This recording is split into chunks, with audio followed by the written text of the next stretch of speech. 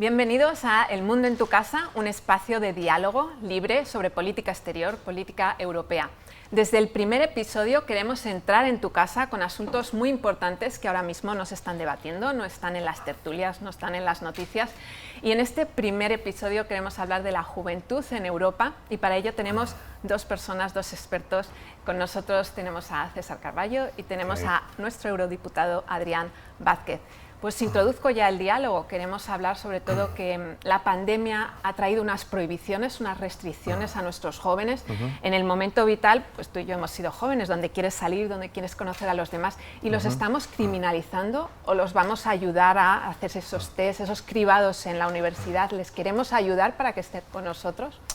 Bueno, pues yo creo que es muy importante que nos ayuden a vencer la pandemia, ¿no? Es verdad que las imágenes que se han visto hasta ahora pues siempre han sido negativas, ¿no? Siempre han sido jóvenes de botellón, incumpliendo las normas, pero yo creo, y siempre lo he dicho, ¿no?, que no hay que criminalizar a los jóvenes, hay que precisamente montarlos en nuestro carro para que nos ayuden, ¿no? Es verdad, ha faltado líderes de opinión, han faltado una pata de comunicación crítica sobre decir, bueno, ¿qué es lo que necesitamos que hagáis?, ¿no?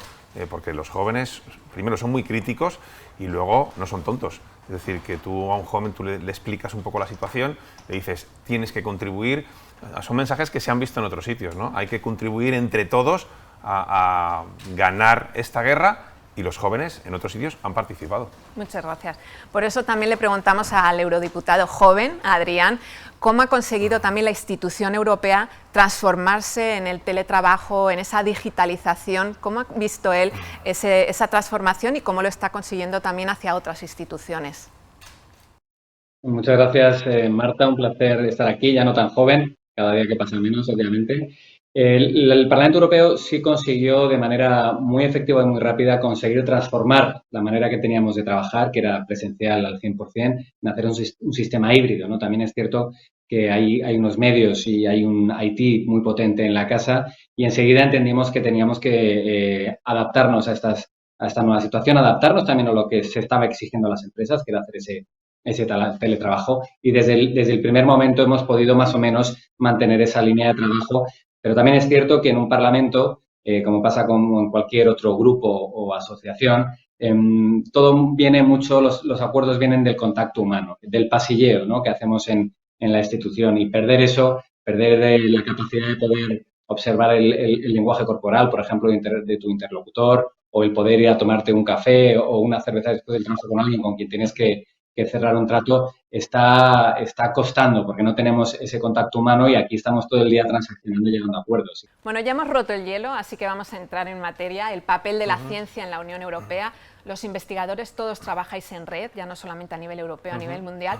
¿Crees que también las instituciones están trabajando en red con vosotros, con esos, al final, conclusiones siempre avaladas por métodos científicos? ¿Están tomando en cuenta todo lo que son las disposiciones, las distintas conclusiones que sacáis los científicos? Bueno, es verdad que esta pandemia nos ha enseñado mucho, ¿no? Pensábamos que estamos todos interconectados, pensábamos que teníamos una red global de comunicación, y fíjate, solamente para conseguir una base de datos en mi hospital, pues llevamos casi 8 meses detrás de ella, ¿no? Es decir, nos falta todavía mucho por conseguir, y es verdad que la intercomunicación nos da una información tremenda. Por ejemplo, imagínate con los millones de infectados que hay y todavía seguimos haciendo pruebas de tratamiento, cuando una buena base de datos interconectada a nivel mundial ya nos daría esta inteligencia artificial que necesitamos precisamente pues, para tener datos claros y casi en tiempo real, que ahora mismo no tenemos, ¿no? Y que tenemos que estar consiguiendo pues, ensayos clínicos muy costosos, que se cuesta mucho tiempo de conseguir, mucho dinero, mucho esfuerzo, y eso lo echamos en falta. La evidencia científica es necesaria y las conclusiones de los científicos han llegado al Parlamento Europeo, están en las comisiones sobre la mesa todos estos estudios que están los investigadores ofreciendo a las instituciones. Adrián. Sí, desde el principio de la pandemia todo este tipo de información nos ha llegado de manera muy fluida al Parlamento, a las distintas comisiones y sobre todo a la Comisión Europea, que realmente ha tenido que tomar las decisiones, porque al final la Comisión nunca ha tenido verdaderas competencias en temas de salud, pero durante la pandemia sí se ha demostrado que los 27 Estados miembros, sus gobiernos, han aceptado que haya una cesión de esas decisiones de manera temporal a la Comisión, y ha sido la Comisión quien ha centralizado esta información y quien ha intentado tomar de manera centralizada las mejores decisiones. Pero también es cierto, un poco volviendo a lo que dice César, la centralización de datos, la incapacidad de poder tener un buen almacenamiento y interoperabilidad de estos datos es uno de los grandes retos que tenemos como Unión Europea. La aplicación de trazabilidad que se ha intentado imponer a nivel nacional es un claro ejemplo. Yo desde marzo lo he venido pidiendo al Parlamento, yo mismo impulsé el informe y el debate aquí en pleno, y yo lo que pedía sobre todo es que fuesen interoperables entre sí, que un finlandés con esa aplicación, con unos datos registrados, pudiese también estar en Mallorca y con un español se cruzase y cada uno supiese si tuviese o no el virus. El problema de aquí, como siempre, es la protección de datos, la protección de los datos personales, que es una cosa que tenemos que tener muy en cuenta a la hora de desarrollar estos centros de datos, sobre todo con temas tan sensibles como los de la salud, que es información al final muy personal y muy privada. Pero si nos metemos en otro tema tan importante ahora mismo como pueden ser las vacunas, que además te he escuchado ya mucho hablar de las vacunas, ¿crees que la farmaindustria se ha pillado los dedos a la hora de negociar con la Unión Europea ese volumen ingente de vacunas que necesitamos, desde luego, para esa inmunidad de rebaño y que no llegan? Que por mucho que estemos quejándonos de que si tenemos un porcentaje, una comunidad u otra, realmente es ínfimo el volumen de vacunas que tenemos ahora mismo. ¿Qué ha pasado? Es que fíjate, eso va a ser crítico para salir de esta pandemia, ¿no? Y yo creo que se ha puesto de manifiesto la debilidad del bloque europeo, ¿no? Porque tenemos a Estados Unidos, que van a un ritmo muy bueno, Reino Unido, que no parece que les hagan falta las vacunas, Israel, que sin duda es a la cabeza mundial, fíjate, un pequeño país que ha conseguido vacunas para todos sus habitantes y ahora, es más, ahora está exportando vacunas, ¿no? Pero luego tenemos el bloque ruso, que tiene su propia vacuna, y China, que tiene su propia vacuna, ¿no? Y Emiratos Árabes, que también, imagino que el dinero no les falta y han comprado también vacunas. Y fíjate, Europa, yo creo que ese es el patito feo de esta ecuación, ¿no? Vemos que AstraZeneca son múltiples los retrasos que vamos a tener, deberíamos tener ya vacunas que no tenemos. Parece que las próximas que hay comprometidas tampoco van a llegar en el ritmo que nos gustaría y bueno, pues falta que la Unión Europea negocie a lo mejor con otros países como Rusia, que ha demostrado su vacuna, que es bastante efectiva, como la Sputnik, porque es verdad que el primer bloque que salga de esta crisis y de esta pandemia va a tener clara ventaja competitiva, ¿no? Los profesionales están pidiendo vacunas. Adrián, cuéntanos qué está pasando en Europa, cómo podemos sentarnos con la farmaindustria y hacerles cumplir al fin y al cabo los contratos que se han firmado para conseguir ese volumen de unidades. A ver, vamos por partes. Primero, no se puede comparar países individuales con una asociación de 27. Eso es incomparable, por una cuestión obvia de administración y gestión. Es incomparable. Luego, el que se haya centralizado la compra de las vacunas en la Comisión Europea es el ejemplo de que Europa funciona. ¿Nos imaginamos qué hubiese pasado si nos hubiese centralizado?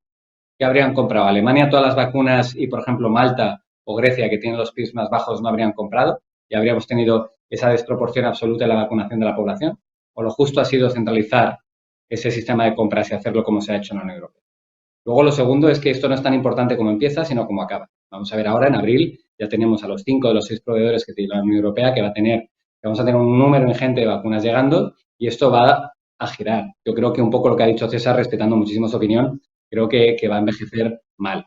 Luego, el tercer punto es el tema de los contratos. Yo soy presidente de la Comisión de Asuntos Jurídicos, somos los responsables de defender al Parlamento Europeo ante la justicia en este tipo de casos. Nosotros podríamos haber abierto una disputa judicial con la Comisión en este aspecto. Sin embargo, aquí hay dos elementos que a la gente se les escapa. El primero, la Comisión hizo bien centralizando, hizo bien poniendo de acuerdo a los 27. Eso no se podía haber hecho mejor. Hizo bien no comprando vacunas rusas. Eso también lo hizo bien por unas cuestiones que van más allá de la cuestión sanitaria y que también hay que tener en cuenta en ese tipo de situaciones. Hizo bien identificando a 6 proveedores que no sabían si iban a poder lograr una vacuna. Porque aquí hay dos elementos importantes que se nos olvidan a veces. El primero, han cerrado 6 contratos con 6 proveedores de vacunas, con 6 empresas farmacéuticas, sin saber si iban a tener vacuna. Pero ellos hicieron un estudio previo sabiendo cuáles eran las 6 que tenían más posibilidades de llegar a buen puerto con una vacuna a tiempo. Por lo tanto, los contratos tienen que ser relativamente abstractos, porque estás comprando algo que no sabes si va a existir. Entonces, ese fue el primer elemento complicado. El segundo elemento complicado fue esa cláusula tan conocida, la 13, en el que hablan sobre the best efforts, los mejores esfuerzos para conseguir desarrollar y entregar esa vacuna. Ha habido uno de los 6 proveedores que claramente está actuando con mala fe, que es AstraZeneca. Pero las opciones que teníamos cuando supimos que estaban actuando de mala fe eran 2. A, rescindir el contrato y pedir el dinero de vuelta. B, negociar y conseguir el mayor número de vacunas que nos pudiesen dar. Entonces, yo creo que la opción B es la buena, porque lo que queremos ahora son vacunas, no queremos que nos devuelvan el dinero. Una vez que esto termine, una vez que nos hayan entregado las vacunas que nos tengan que entregar, cuando nos las entregan porque han vuelto a fallar en su segundo deadline, ya veremos si nosotros tenemos que ir de nuevo a la justicia europea y pedir pues, explicaciones o pedir, pues, por falta de contrato, por no haber cumplido el contrato, pues, las indemnizaciones que tengan que dar. Pero ahora mismo el objetivo principal de la Comisión Europea y de los que están gobernando es conseguir el mayor número de vacunas. Pero es cierto que ante un producto que no existía, ante un contrato que era complicado definir jurídicamente, y te lo digo porque los he visto todos y he estado trabajando en ellos, ese best efforts era la mejor manera para que la empresa privada también se cubriese por si no podían llegar a tiempo. Pero al final han acertado. Los 6 han producido la vacuna. Luego la parte de la opinión pública. Ese es otro tema. Yo ahí estoy de acuerdo que no hemos conseguido, por lo menos la Comisión Europea y Ursula von der Leyen, no han conseguido transmitir a la opinión pública todo ese esfuerzo que se ha hecho. Lo malo que habría sido no haber centralizado la compra de las vacunas. Y también es cierto que ellos están esperando a que en abril y mayo, que es cuando va a venir el gran número de vacunas, que va a haber una fluidez enorme, que yo creo que se sigue manteniendo el 70% de la vacunación para septiembre con datos, con estudios de impacto, es decir, con ciencia, no con deseos, pues yo creo que ahí va a cambiar mucho la ola y ahí ya una vez que esto pase ya veremos a quién les tenemos que pedir explicaciones y si hay que llevar o no a juicio a ciertas empresas. Gracias, Adrián. Gracias sobre todo por darnos ese mensaje de esperanza. Ya tendremos pronto las vacunas. Y quería, por favor, como doctor, que te dirigieras a los jóvenes y nos dijeras cómo tenían que cerrar ya este tema de la pandemia y cómo hacerles partícipes de todo este proyecto. Pues es que mi mensaje sería que vosotros no sois el problema, sois la solución. O sea, gracias a vosotros podemos controlar, podemos controlar estos últimos coletazos que puede dar el virus antes de la vacunación masiva, ¿no?